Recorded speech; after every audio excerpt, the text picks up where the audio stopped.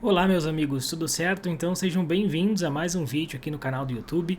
Se você não se inscreveu no canal, aproveite, se inscreva no canal e assim você vai ser notificado toda vez que eu postar um vídeo novo aqui no canal do YouTube, tá certo?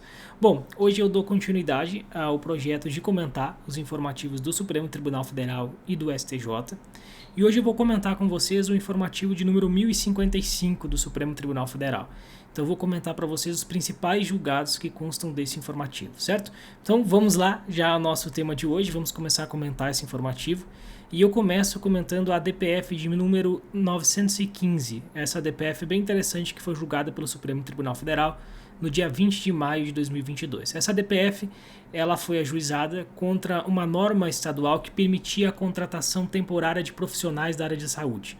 Então, se alegava nessa DPF ofensa ao artigo 37 da Constituição. Então, vamos ver o que o Supremo Tribunal Federal disse. Basicamente é o seguinte, o artigo 37 da Constituição, ele determina lá no inciso 2º que os cargos e empregos públicos dependem de prévia aprovação em concurso público, né? Todos nós sabemos disso. Para você ser investido num cargo público, num emprego público, você precisa ser aprovado num concurso público. Então, essa é a regra geral. Mas há exceção à regra geral, quer dizer, há exceções à regra geral. E uma dessas exceções é justamente a contratação por prazo determinado, a contratação de servidores temporários, cuja previsão constitucional se encontra lá no inciso 10 do artigo 37 da Constituição. Então, o inciso 10 do artigo 37 da Constituição diz o seguinte, vou ler ele para você textualmente. A lei estabelecerá os casos de contratação por prazo determinado para atender à necessidade temporária de excepcional interesse público. Então, é isso que diz o inciso 10 do artigo 37 da Constituição. Há uma hipótese, portanto, excepcional, em que se admite a contratação de pessoas sem concurso público, mas desde que essa contratação seja por prazo determinado e para atender à necessidade temporária de excepcional interesse público. Pois bem, a interpretação desse dispositivo constitucional, a melhor interpretação desse dispositivo constitucional, já foi fixada pelo STF ao julgar o tema 612 de repercussão geral. Ao julgar o tema 612 de repercussão geral, o Supremo fixou qual é a interpretação correta desse dispositivo. E o que disse o Supremo Tribunal Federal nessa ocasião? O Supremo Tribunal Federal disse que a contratação temporária de servidores somente se legitima do ponto de vista constitucional caso se observe 5 requisitos. Quais são esses requisitos? Primeiro, os casos excepcionais estejam previstos em lei. Há necessidade, portanto, que a entidade federativa competente preveja uma lei, estabeleça em lei os casos em que isso seja possível. Então, esse é o primeiro requisito. Segundo requisito, esse prazo de contratação tem que ser pré-determinado. Ou seja, o prazo de contratação, o período durante o qual aquela pessoa vai exercer aquela função pública tem que ser pré-determinado e tem que ter um período previsto na legislação, um período determinado previsto pela legislação. Segundo requisito. Terceiro requisito, e esse é fundamental, a necessidade do serviço público tem que ser temporária. Ou seja, se aquela necessidade for constante, se a gente estiver diante de um cargo público, de uma função pública, cujo exercício é sempre necessário, a gente pode saber, a gente pode intuir, a gente pode afirmar que é sempre necessário, não pode ser feita a contratação de servidores temporários. Então esse é o terceiro requisito, né? A necessidade de contratação lá tem que ser temporária. Quarto, esse aqui é importante também, o interesse público seja excepcional, ou seja, há que se ter um interesse público excepcional, algo que ocorreu numa determinada circunstância espaço-temporal e que não é algo constante, que ocorre corriqueiramente. E o quinto requisito, que talvez sintetize os dois últimos, diz o seguinte, que a contratação seja indispensável, sendo vedada, e essa parte é fundamental, sendo vedada para os serviços ordinários permanentes do Estado que estejam sob o espectro das contingências normais da administração. Portanto, o Supremo Tribunal Federal ele fixou uma interpretação no sentido de que é possível sim a contratação de servidores temporários, mas há que se observar uma série de requisitos. Tem que existir previsão em lei, o prazo para o exercício da função tem que ser por um período determinado, a necessidade daquela pessoa no exercício daquela função tem que ser temporária, ou seja, é algo temporário, o interesse tem que ser excepcional, ou seja, alguma coisa aconteceu ali, alguma circunstância histórica aconteceu que tornou necessário fazer aquela contratação sem concurso público.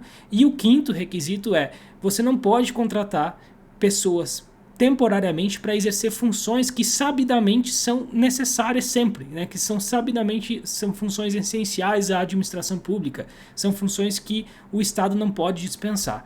Então esses são os requisitos constitucionais que já foram estabelecidos pelo Supremo ao julgar o tema 612 do Supremo Tribunal Federal. Pois bem, diante desses requisitos, fica claro que a convocação temporária de profissionais da área de educação não pode ser feita de maneira temporária.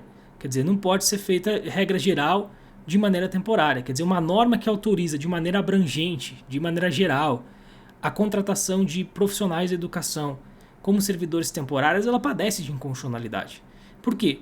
Porque, como regra, os profissionais de educação, o Estado tem que manter profissionais de educação, tem que contratar profissionais de educação. Afinal de contas, o Estado mantém escolas, então ele vai precisar de profissionais de educação. Ou seja, não é uma necessidade temporária, é uma necessidade permanente do Estado.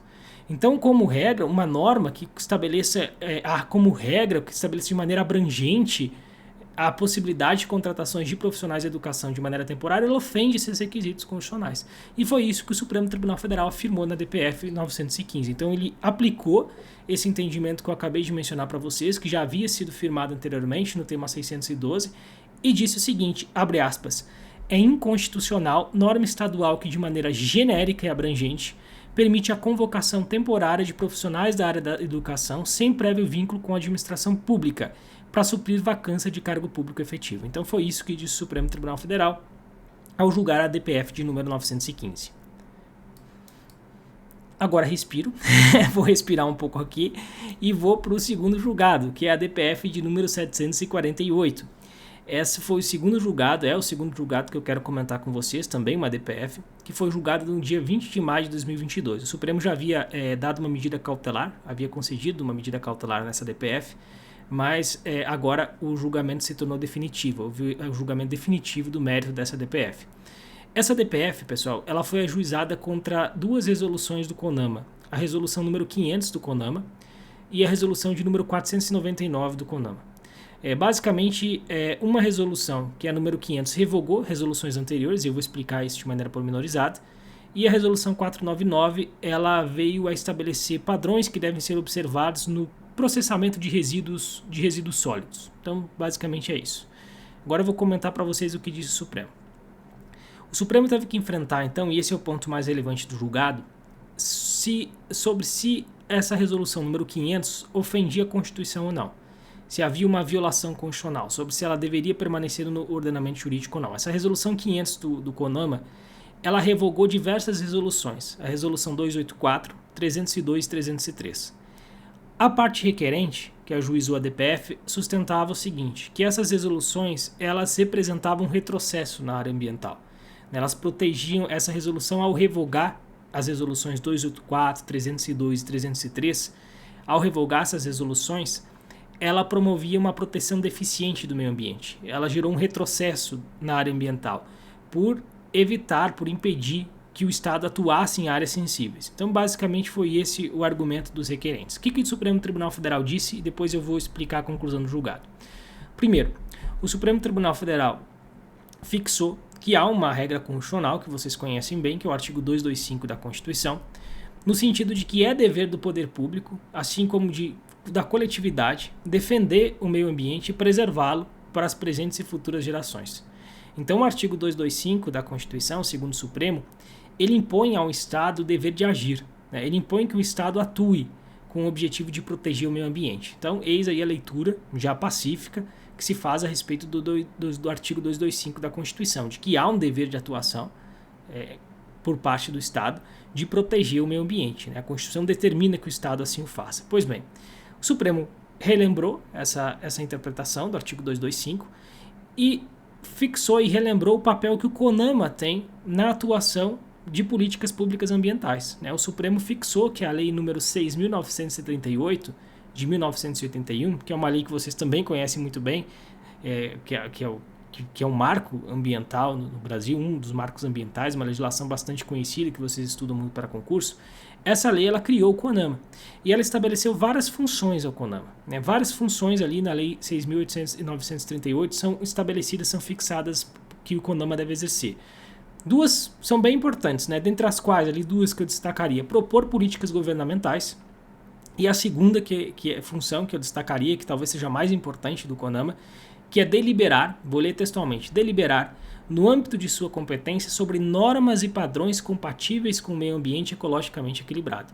Ou seja, o CONAMA ele delibera, ele decide sobre normas e padrões que devem ser observados para fins de compatibilização de determinadas atividades com o meio ambiente ecologicamente equilibrado.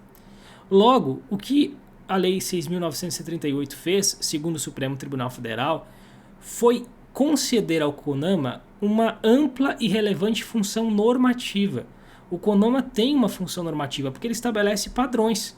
Ele estabelece que padrões devem ser observados quando você vai exercer, por exemplo, uma dada atividade econômica, com a finalidade de proteger o meio ambiente, com a finalidade de compatibilizar essa atividade com o meio ambiente ecologicamente equilibrado. Então ele tem uma função normativa relevante, segundo o Supremo Tribunal Federal.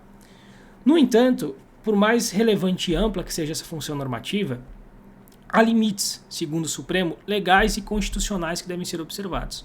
Quer dizer, o CONAMA não pode ofender a legislação.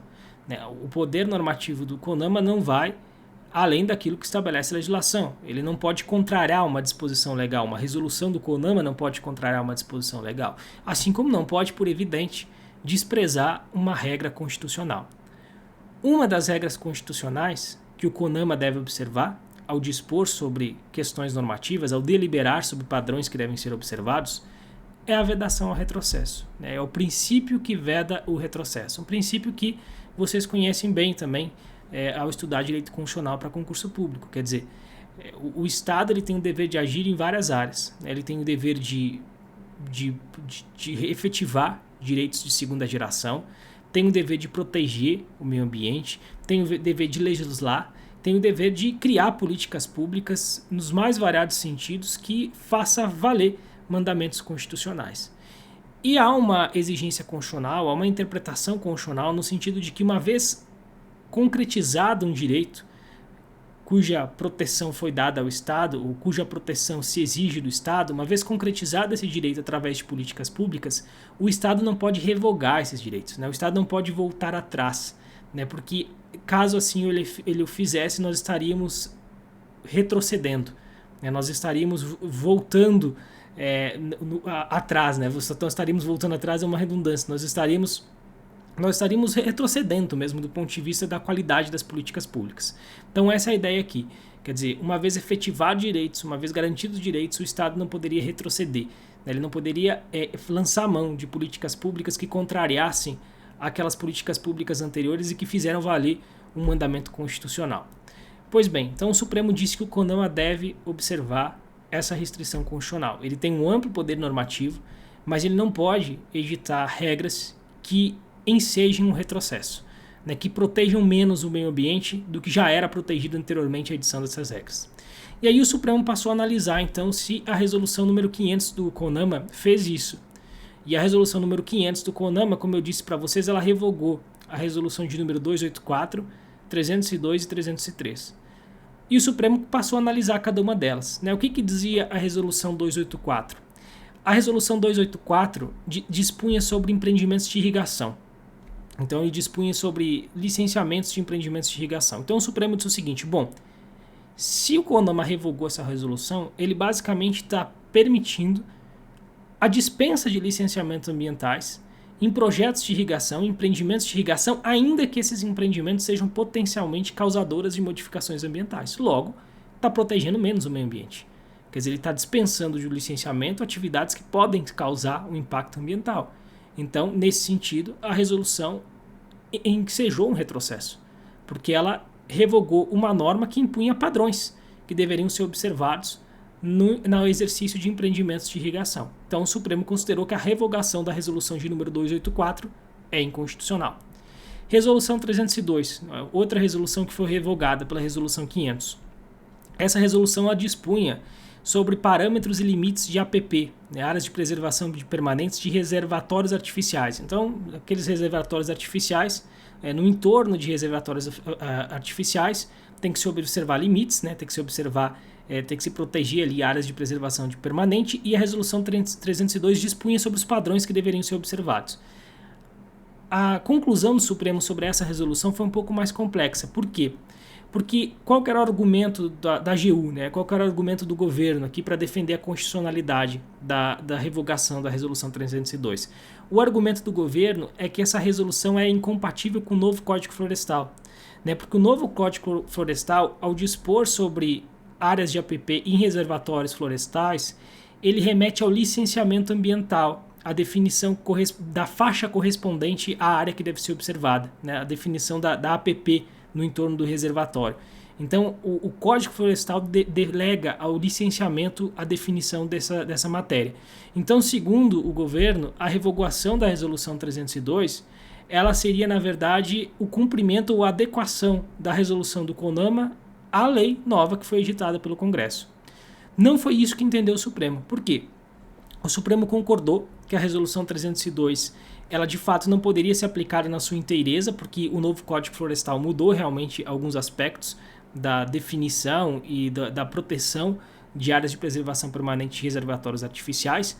No entanto, ele disse que era dever do governo ajustar a Resolução 302 e não simplesmente revogar a Resolução 302, porque ao revogar a Resolução 302, o Executivo, ou o CONAMA, ele promoveu uma anomia normativa, ficou sem padrões a serem observados, quer dizer, na hora de se definir qual área a ser observada, não há mais padrões a serem observados, e isso geraria um descontrole regulatório. Então o Supremo entendeu que o Estado deveria sim adequar a Resolução 302 ao novo Código Florestal, mas não poderia simplesmente revogar a Resolução 302, porque isso ensejaria um desequilíbrio regulatório. Logo, o Supremo entendeu que a Resolução 302, a revogação da Resolução 302 pela Resolução 500 do CONAMA, ela é também constitucional. E por fim, Resolução 303. A Resolução 303 ela dispõe sobre os parâmetros, definições e limites de APPS, né? E aí o Supremo entendeu, mais uma vez, que houve uma violação à Constituição na revogação dessa Resolução 303. Né? O STF entendeu que essa resolução ela era compatível com a Lei 9.433 de 97, ela é uma lei compatível com convenções internacionais, inclusive com a Convenção de Biodiversidade de 1992, e que a revogação dessa lei gera também um descontrole regulatório e enseja, portanto, um retrocesso ambiental. Logo, o Supremo declarou, portanto, inconstitucional a Resolução 500, que revogou as resoluções 284, 302 e 303 do CONAMA, certo? Por outro lado, para finalizar a análise desse julgamento importante do Supremo na seara ambiental, o Supremo Tribunal Federal considerou constitucional a Resolução 499 de 2020. Essa resolução, ela traz padrões, né, insere no ordenamento jurídico os padrões que devem ser observados no coprocessamento de resíduos em fornos rotativos de produção de clinker, algo bastante técnico, portanto. E o Supremo entendeu que agiu bem o CONAMA ao regular essa matéria, uma vez que é uma matéria que gera impactos ambientais e uma vez que a Lei 12.305, que trata da Política Nacional de Resíduos Sólidos, assim o autoriza. Então, o CONAMA agiu corretamente ao regular a matéria, certo? Então, eis aí o conteúdo desse julgamento importante do Supremo, a DPF 748, especialmente pelos fundamentos elencados pela Corte ao julgar inconstitucional a resolução de número 500 do CONAMA. Penúltimo julgado, esse vídeo está ficando um pouco longo, mas é que são julgados interessantes e importantes que a gente tem que saber. O penúltimo julgado foi a DIN 6595, ela foi julgada em 20 de maio de 2022. Também um julgamento bem interessante. Basicamente, o que aconteceu, pessoal? Aconteceu o seguinte, foi editada por iniciativa parlamentar, houve aprovação no Congresso de um projeto de lei de um parlamentar, a Lei 13.967, que é uma lei federal, portanto, e que acabou com a pena de prisão disciplinar dos policiais militares de Corpo de Bombeiros dos Estados e do Distrito Federal. Então essa lei teve como intuito acabar com a prisão disciplinar de PMs, né, e de membros do Corpo de Bombeiros dos Estados e do DF. Basicamente foi isso. Aí se ajuizou essa ação direta de inconstitucionalidade contra esse dispositivo. Qual foi a defesa que se fez em favor da constitucionalidade desse dispositivo? Né? O que disseram aqueles que defendiam a constitucionalidade do dispositivo? Eles diziam o seguinte, eles diziam que o dispositivo era constitucional porque a União ela pode estabelecer normas gerais sobre o assunto. Então vou ler para vocês textualmente o que diz o artigo 22 da Constituição, para vocês pegarem esse ponto. O artigo 22 é o seguinte, compete privativamente à União legislar sobre Aí, inciso 21. Normas gerais de organização, efetivos, material bélico, garantias, convocação, mobilização, inatividade e pensões das polícias militares e dos corpos de bombeiros militares. Então, se defendeu a constitucionalidade do dispositivo com base no argumento de que essa norma, que impede a prisão de policiais militares e de corpo de bombeiros, a prisão disciplinar, né, dessas pessoas, essa norma, essa regra seria uma regra que se enquadraria no conceito de normas gerais e para cuja competência a União está prevista a competência da União no artigo 22, inciso 21. Então foi esse o argumento de quem defendeu a constitucionalidade. O Supremo acolheu a defesa da constitucionalidade desse dispositivo? Não. O Supremo entendeu que esse dispositivo era inconstitucional. É inconstitucional. Por quê? Em primeiro lugar, o Supremo fixou que não se trata de uma norma geral. Né? Para sintetizar aqui, voltando um pouco, o Supremo visualizou vícios formais e vícios materiais aqui de inconstitucionalidade. Vício formal, né? Vícios formais de inconstitucionalidade. São dois vícios formais que o Supremo visualizou aqui de inconstitucionalidade. Primeiro, essa regra não é uma norma geral, mas é uma norma que interfere nas políticas estaduais. Né? Aqui o Supremo densificou o conceito do que é normas gerais. Né? O que são normas gerais, né? que a União pode editar? Normas gerais têm como objetivo estabelecer quadrantes normativos. Elas não podem ir tão além do estabelecimento de diretrizes e não pode ir tão além do estabelecimento de diretrizes porque isso implica muitas vezes na interferência da União nas políticas públicas dos estados. Então o Supremo, nesse caso, entendeu que o primeiro vício formal aqui, que isso aí não é uma norma geral. Isso é uma norma que influencia, que diz respeito, que interfere nas políticas públicas estaduais, que interfere na autonomia dos estados. Não é uma norma geral, portanto. Esse é o primeiro vício de inconstitucionalidade que o Supremo visualizou. Segundo vício de inconstitucionalidade, o Supremo disse o seguinte, que ela não poderia ser de iniciativa de um parlamentar. Uma norma como essa teria que ser votada na Assembleia Legislativa e não no âmbito federal, e não poderia ser de iniciativa do parlamentar, mas deveria ser de iniciativa do governador, em razão do princípio da simetria, uma vez que do ponto de vista constitucional, quando se trata de Forças Armadas, a iniciativa de lei que modifique o regimento das Forças Armadas é privativa do Presidente da República. Então, se a privativa do Presidente da República, a iniciativa de projetos de leis que dispõem sobre as Forças Armadas deve ser privativa dos governadores dos estados, a iniciativa de leis que disponham sobre efetivo dos militares, né, que dispõem sobre polícia militares, que dispõem sobre corpos de bombeiros. Então esse é o segundo vício formal de inconstitucionalidade. Ou seja, o Supremo visualizou dois vícios formais de inconstitucionalidade nesse julgado. E o terceiro vício é um vício material. O Supremo disse que a lei nem poderia dispor nesse sentido, porque a Constituição ela estabelece lá no artigo 142, parágrafo 2º, abre aspas, que não caberá habeas corpus em relação a punições disciplinares militares. Então o Supremo entendeu que para os policiais militares, para o corpo de bombeiros, há todo um regime jurídico diferenciado, constitucional, um regime jurídico constitucional diferenciado, que permite, portanto, a prisão por infrações disciplinares. Então o Supremo entendeu que essa é uma regra constitucional e portanto, uma legislação que determinasse em sentido oposto ofenderia materialmente a Constituição, certo? Por isso o Supremo, então, decidiu pela inconstitucionalidade da Lei 13.967, no que acabou com a prisão disciplinar dos policiais militares e de corpos de bombeiros dos estados e do DF. E para finalizar, o último julgado do Supremo Tribunal Federal, que eu gostaria de comentar com vocês, foi o tema 1079, 1079, julgado no dia 19 de maio de 2022. Aqui um tema bem interessante, um julgado bem interessante do Supremo, que basicamente nesse julgamento se enfrentou a dois aspectos. O primeiro era saber se é possível, se é constitucional, a punição aos motoristas que se recusem a fazer o teste do bafômetro. Então, aqueles motoristas que se recusam a fazer o teste do bafômetro, eles são penalizados nos termos do Código de Trânsito Brasileiro. Então, você tem a suspensão do direito de dirigir, você tem que pagar multa e você tem a sua CNH apreendida. Então, o Supremo teve que verificar se esse dispositivo era constitucional ou não. E o segundo ponto que foi analisado nesse julgamento é se era constitucional ou não o artigo 2º da Lei 11.705, que impede a comercialização de bebidas alcoólicas em faixas de domínio de rodovia federal. Então esse era o segundo ponto que deveria ser enfrentado pelo Supremo Tribunal Federal.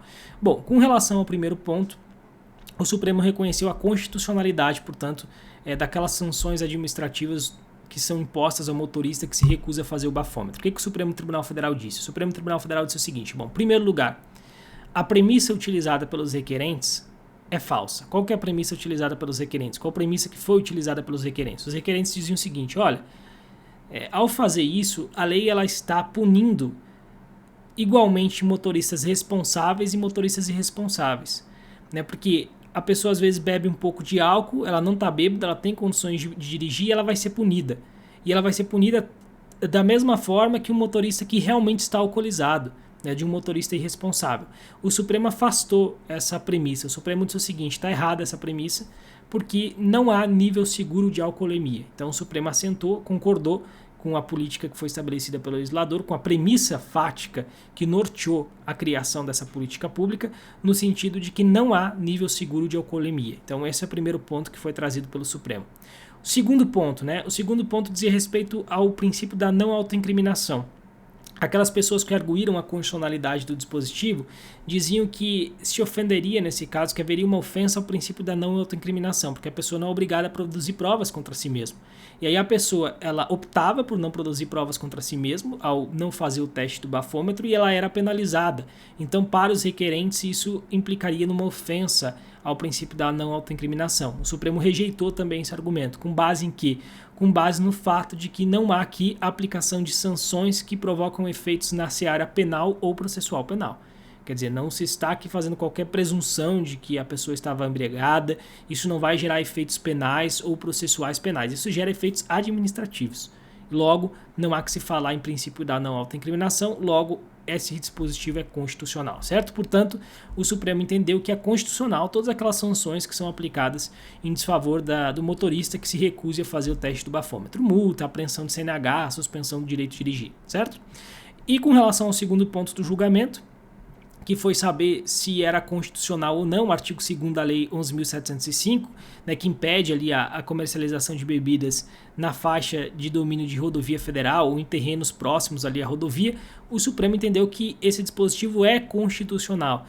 Né, o Supremo entendeu que ele passa pelo teste da proporcionalidade. Né, ele é necessário para a proteção ele é adequado, aliás, ele é adequado à proteção do trânsito, né, e à proteção da segurança das pessoas que trafegam pelas rodovias. Então ele é adequado, ele é necessário, porque não existiria uma medida menos restritiva que tivesse o mesmo grau de idoneidade, e ele é, segundo o Supremo, proporcional em sentido estrito, né, porque os direitos restringidos, o direito fundamental restringido, ele é restringido em menor grau do que a finalidade que é protegida pela norma, que é a finalidade de proteger a segurança do trânsito. Então o Supremo considerou, com base no argumento de que esse dispositivo passou pelo teste da proporcionalidade, o Supremo considerou constitucional o artigo 2º da Lei 11.705 de 2008, certo?